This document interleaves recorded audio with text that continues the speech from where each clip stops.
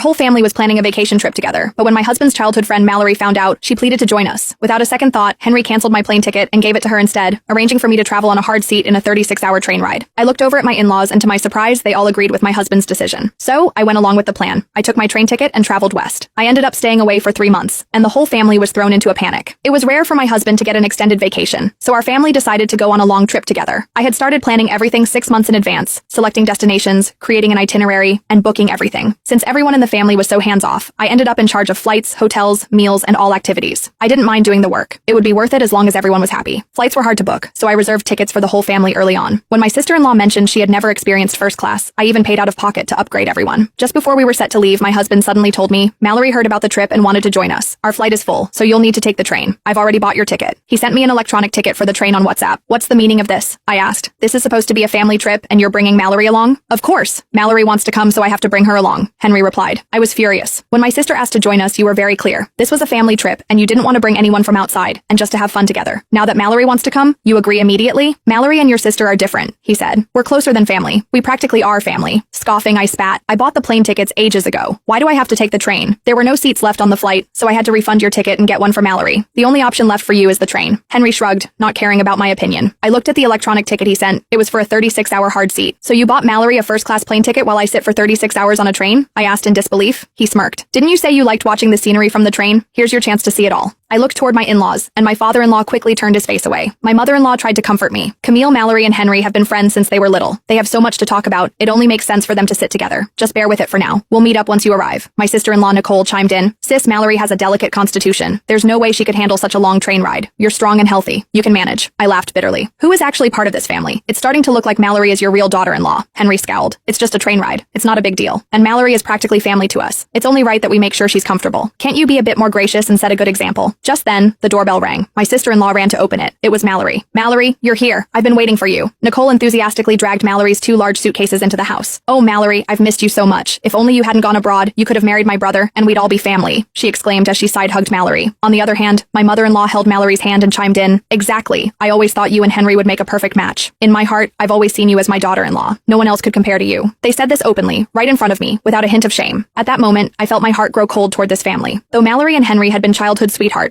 when the Baker family fell on hard times, she left the country without hesitation. It was me who helped the Baker family repay $500,000 debt, and out of gratitude, Henry married me. I had given so much to this family. My parents-in-law weren't in great health, and I'd been caring for Nicole since she was 10, handling everything from cooking and laundry to picking her up from school, helping with her homework, and attending her parent-teacher meetings. Now she was 15, and I had essentially raised her for 5 years. Though I was only her sister-in-law, I felt more like her mother.